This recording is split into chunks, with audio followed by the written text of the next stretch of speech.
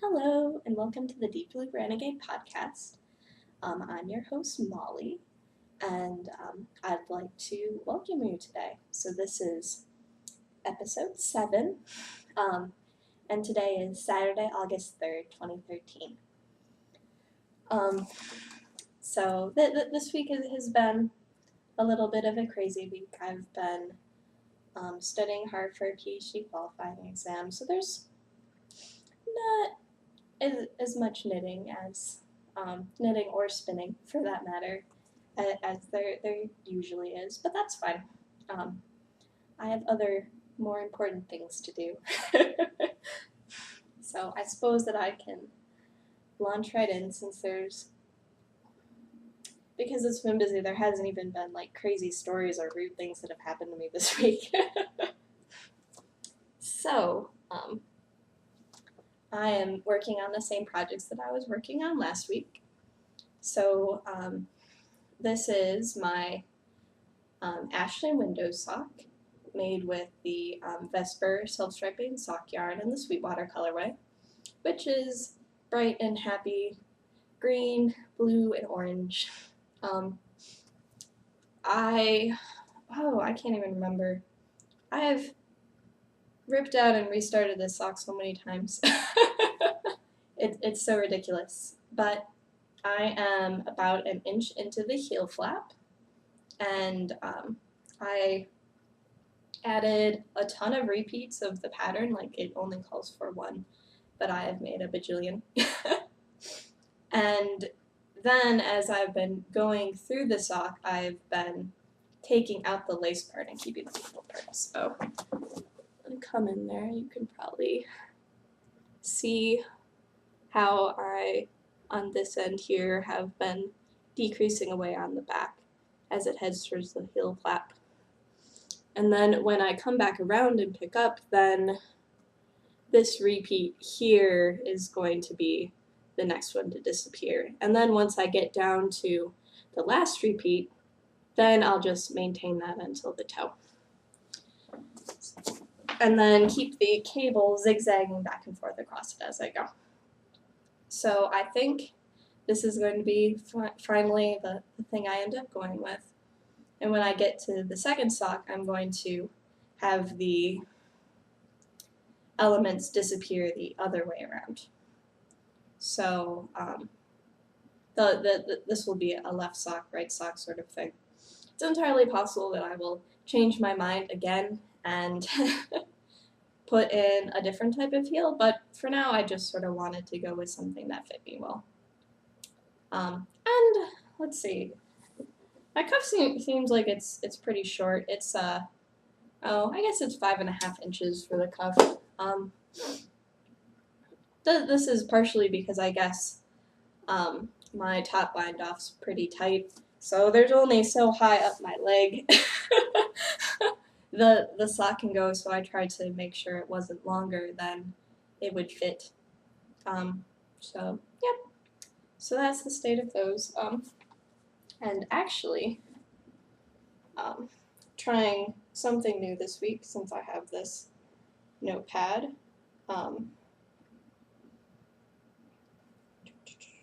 Flip. So this is what this sock is supposed to look like. So I have made it more complicated, but I was really enjoying making the little pattern the second go around, so I figured it would probably be worth it.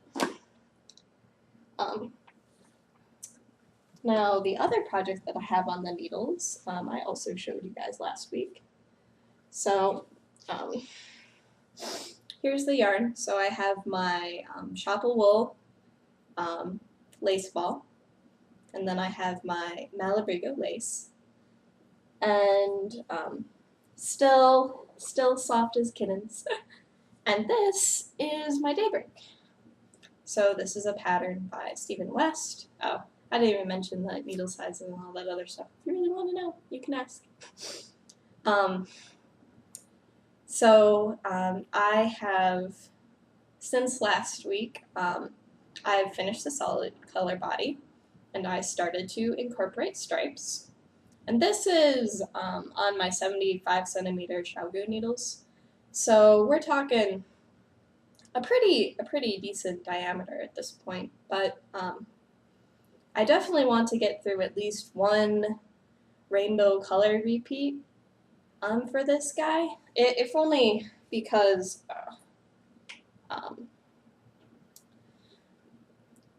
yeah, if only because I think that that's sort of what my plan for this shawl was all along. So I started in an orange section and I'm now back into orange again.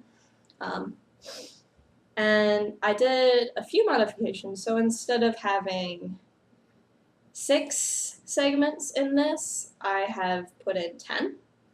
And I made the 10 repeats be for the small size instead of the stitch count for the medium and large size. So because I made that modification, I know that this is going to be more of a crescent shape than it is a half circle because I have way more increases than the pattern calls for. But that's fine. I'm perfectly happy with having a crescent rainbow shawl. And I worked on this a lot last weekend, and then I picked it up again yesterday when I went to knitting at the yarn shop. And I'm really enjoying knitting on this quite a bit. And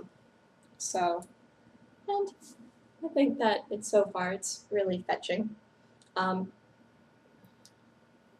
So this, I'm probably going to be taking both projects with me when I fly to Indiana next week. I feel that they're both perfectly fine plain knitting, as in like I've memorized the what you have to do for this shawl. It's pretty straightforward. And then I've I still have to reference the pattern whenever I start a new a new lace panel, just to make sure that I'm placing the lace in the correct location for the Ashton window socks. So Daybreak coming together, happy with it. I've inspired a couple people to knit it. So, and like, I ended up doing a lot of searching on Ravelry to figure out how it was that I was going to modify it, and the only other person who had used Malabrigo lace wrote all of her notes in French, so can't win. And I guess I can show a picture of what it'll be like when it's done. Let me pick something that looks... So when it's done, it'll be something like this. So something to wrap around the neck, whatever, kerchief style. And that's my favorite way to wear shawls. And then it's going to be really gorgeous when it's done. So definitely excited about that. Looking at this project, it almost looks like I should have reversed the rainbow. Oh well, such is life. So that's what some other people have been working on when it comes to that. This week the coffee is a little bit different. When I went to my store, they were selling what I can only describe as off-brand K-cups, and it seemed like it was a good price. No, it wasn't a good price. I didn't look to see the ounces, so I ended up paying 4 times as much for my coffee. Brr, whatever. So it is a dark roast Guatemalan, and it is very, very strong. It's much stronger than I normally have coffee. It takes a lot more cream to get it to the color I like it to be.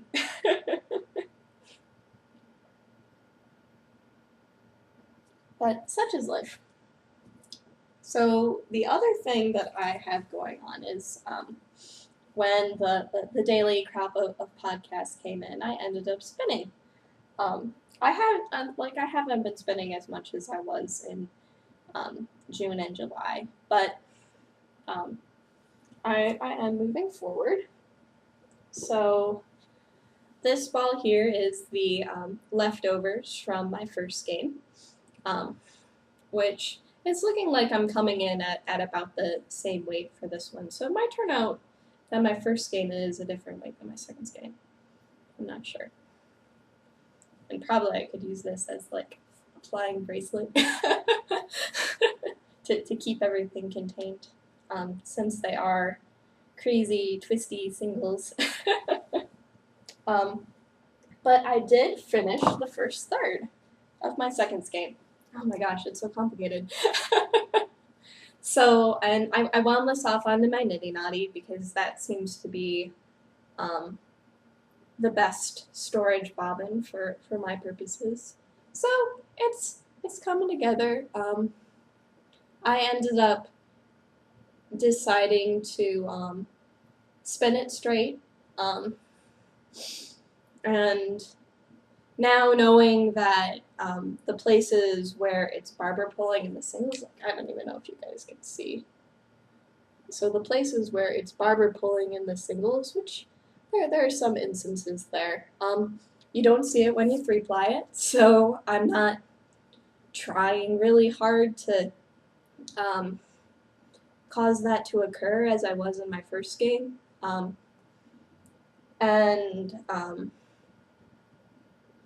Yeah, it's come together. I'm using my new spindle to spin this braid just because I just wanted to be consistent with what I was using. So this is my knotted bag spinning bag, and this is the Gnomespun Shetland top and the Sapphire Surprise colorway. So I am a little ways into the second.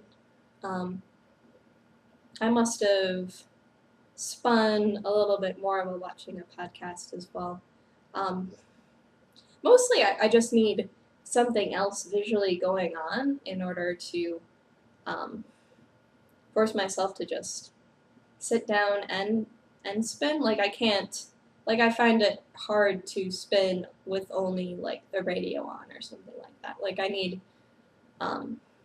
some sort of visual thing as well or something else going on, which is fine. I sort of just threw the fiber in there. There is still quite a bit of fiber left in the bag.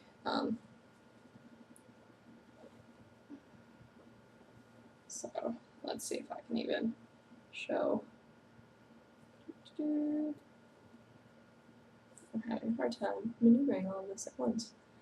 So the bag is full of fiber. There is still much work left to be done on this. So hopefully I'll find some time and be able to continue making progress on this. So the Mustache podcast girls are doing a hand-spun cowl starting September 1st. So it would be really great if I finished this so that I would know what pattern to make for their cowl. And actually, I'd be really interested to see what you guys think about that. So here's the first game. It's just sitting on the floor.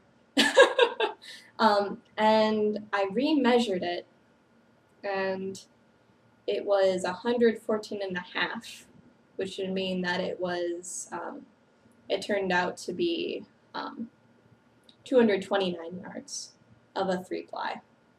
And somewhere that bounces back and forth between a sport and a DK weight. And then this is probably going to be pretty similar. It's going to have a bit more yardage than the first game just because I'm spinning it slightly thinner, and incorporating the extras from this skein. So I'd be really interested in shawl patterns for DK to sport weight yarn that would use every last bit. So I bought 8 ounces because I wanted to spin for a nice big shawl. And so I had posted in the whatever patterns for handspun thread that was in the mustache group, and no one's answered me. So I don't know if it's something or some pattern like Multnomah or why am I blanking? Multnomah or Holden or something that has some interest in the knitting, but isn't going to be so lacy that it's completely overwhelmed by the stripy 3-ply. So probably garter shawls and things with simple patterns that modulate the stripes and stuff like that. So I'd be really interested in what you guys think and what would be interesting. All of my previous handspun has been much thicker, and since I have 8 ounces, I don't want to do a half of this, so that sort of limits what's going on. And 8 ounces is not going to be enough for a sweater. As long as I'm spindle spinning, I don't think I would spin for a sweater, just because I've been working on this fiber since the end of May, so I can't imagine spinning a pound or a pound and a half, because that would take about a year for me to spin. So just things to keep in mind. I'm really interested in what you guys would think, because like I have a couple of ideas, but I haven't knit a handspun shawl before, so I have no clue. So, talked about spinning, talked about knitting. I probably should talk about next week. So, I won't be recording next Saturday. And that is because I will be at home studying. But I will be recording the week after that. So that would be the weekend of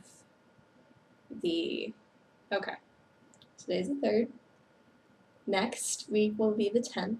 So I'll be recording August 17th.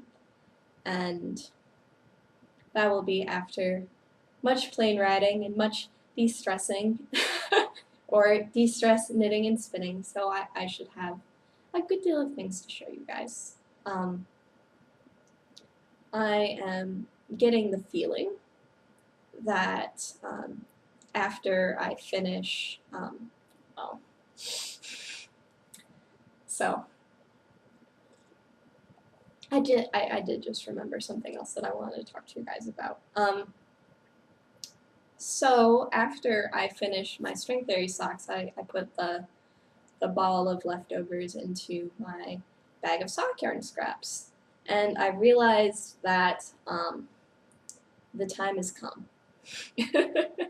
As in, the time has come for me to start busting through my sock yarn scrap stash. And so this is actually sitting out in plain view as a reminder that probably I should do something about it. So this is the Ziploc bag of sock scraps. Here, you can see a lot more of the color this way, and it's full. Like when I finish my Vesper self-striping socks, like it is going to be a challenge to cram that ball into this bag. So I really need to get on knitting stuff in this bag. So let's see, we have the leftovers from Kai May. We have Fire in the Mountain, which is a sport weight. It's the Socks That Rock medium weight. My String Theory Colorworks. I have some Spud and Chloe. Merino Silk from socks that I made my friend. I have some leftovers from socks that I made Terry. This is a ball from my second pair. It is, oh, I don't even remember the brand. I don't even remember the brand anymore, but it's actually singles. I made my second pair of socks went to my mom. She actually wore them to my master's defense in support. So I have my non-self-striping Vesper, Lorna's laces, my Panda Silk. So this green yarn here is my Cascade Heritage hand paints, which I made decks out of. This is the pink yarn, which was my third or fourth pair of socks. The teal yarn here is also from my third. I don't remember if I made the pink first or the teal first. I definitely made them one after another. I have some cotton wool blend that I made my first non-vanilla sock pattern from. I have some crazy variegated yarn that I got in from Pam. I have two fairly large balls of Nitpick's Imagination in the Evil Stepmother colorway. Let's see. And a bunch of other small bits and bobs and all sorts of things. This is also String Theory, so this is the resin space, so it's 100% merino. I made some baby hats out of that. This ball here is from Skew, my first Skews. So there's just all sorts of pieces and small balls, and I really need to start making Scrappy Socks. So I made Cranberry Biscotti earlier this year, and that was a lot of fun. A really nice way to stash bust. Just because, like, I hate the fact that there's just so many leftovers. And I apologize if the bag crinkling is annoying. I hadn't thought about that when I pulled it out. But so there's like a little bit of room here where I can put my leftover stripy sock yarn. But I really need to get, like, it's all good sock yarn. It's just a matter of sitting down and actually using it up. So some of it, like what I like to do is to add some color to a hat is I'll hold fingering and worsted together, and then it makes a tweedy appearance, which I think looks pretty cute in hats. But there's just so much here.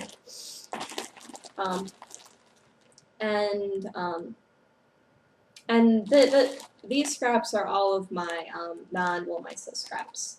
So I keep my Woolmeisa scraps in a different spot, which I actually left back in Indiana. And that is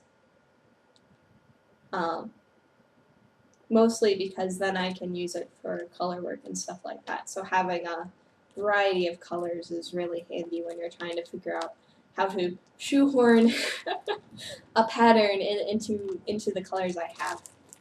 So yeah, so I don't necessarily say that I'm excited about it. I would say that it's sort of like a duty that I have, that I've been keeping all these small balls, and the time has come to do something with them. And maybe it turns out that I find another sport weight and I do some color work with this, because the Socks That Rock were the first of my pairs of socks to die. Well, they haven't necessarily died quite yet, but they definitely have aged the worst out of all of my pairs. So it probably isn't meant for for socks. And I should have known better. So that's what's on the horizon for me, is that I really can't break into new skeins of sock yarn until I get a pretty good burn-in on getting rid of my scraps. And I was, like, before I started knitting socks, I was very good about incorporating my scraps into projects. So I would make stripy hats, and I would, because it was just fun to combine colors and knit stripes of varying types, and I just thought it was really cool. But it took a really long time to accumulate that bag of sock yarn scraps, so I started knitting socks November of 2009. And it took a long time to get to the point where I had enough colors that could actually go with each other. Like, earlier on, I would like go through everything and be like, no, this wouldn't look good together. It would not work. So I think at this point I can probably combine a couple of things and have them look really awesome. So I don't know if that's the case where I do colorwork socks, or if I decide to do something like cranberry biscotti, or one of a bajillion different types of sock yarn patterns out there for combining things. So, and I don't know if I'm going to break into the Scrappy Socks immediately, as I might end up starting the Simplicity cardigan. So one thing that I do to try to make sure that I'm not crazy bye is I have been keeping track of the size of my stash every month. So within, and it's been holding pretty constant. I think maybe the only reason why there are bobbles in the stash graph is because I changed how I was counting things initially. Oh well, such silliness.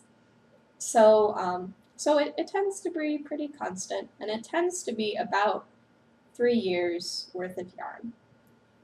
Given that all miles of yarn can be knit at the same rate, which I don't think is true. Lace weight takes you much farther. So I've been sort of itching to make a dent in my lace stash, because I have like a ton of things I want to do and a ton of patterns that I want to make. So 2 of those things would be Walk on the Moon, which is a kit that came with 3 100-gram balls of wool mica in coordinating colors.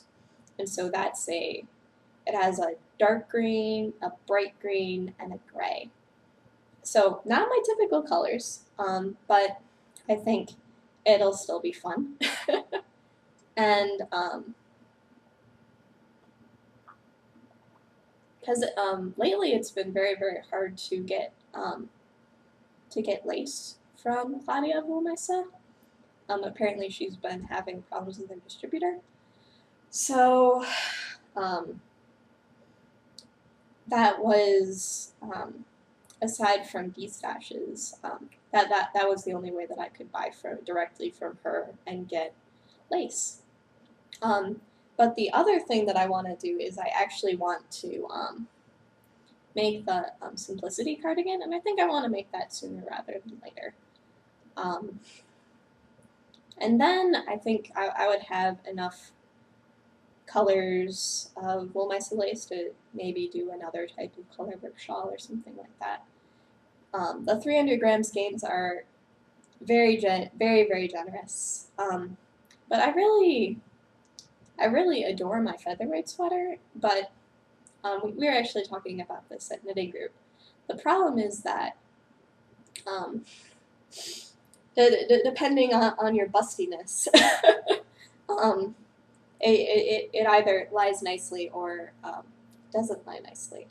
And I sort of would like to have a sweater I can close. So I'm starting to feel the itch to knit another sweater. And it has the dual purpose of also greatly decreasing the amount of miles in my stash. So it's interesting. Let's see. I don't think there's anything else. So I'd like to thank you for joining me this afternoon, and I'd be really interested to find out any pattern suggestions you have for my hand spun, because I am drawing a blank. Alright, well, thanks guys. See you guys in 2 weeks. Bye-bye.